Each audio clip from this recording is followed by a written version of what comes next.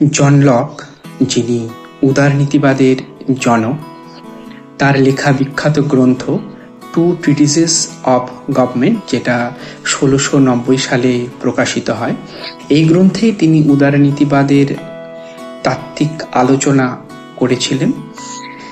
এখান থেকে তিনি উদারনীতিবাদ প্রতিষ্ঠার জন্য রাষ্ট্র সম্পর্কে 3টি বক্তব্য রেখেছেন। প্রথম কথা হচ্ছে, রাষ্ট্র জনগণের সম্মতির ভিত্তিতে প্রতিষ্ঠিত হবে। দ্বিতীয়ত, জনগণের সম্মতির ভিত্তিতে প্রতিষ্ঠিত সেই রাষ্ট্র জনগণের কল্যাণের উদ্দেশ্যে কাজ করবে এবং সুনির্দিষ্ট আইন দ্বারা সেই রাষ্ট্র পরিচালিত হবে।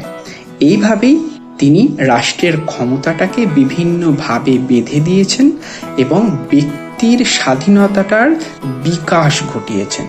এখন ব্যক্তির অধিকার বলতে তিনি 3টি অধিকারের কথা বলছেন: জীবনের অধিকার, স্বাধীনতার অধিকার এবং সম্পত্তির অধিকার।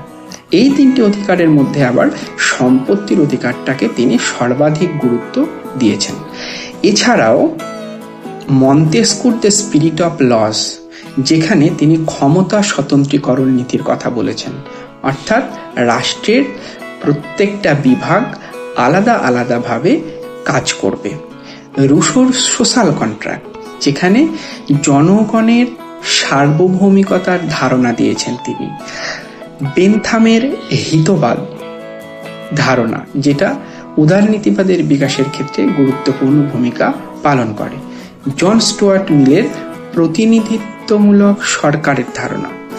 এই সমস্ত বিষয়গুলো উদারনীতিবাদের বিকাশের ক্ষেত্রে অত্যন্ত গুরুত্বপূর্ণ ভূমিকা পালন করে।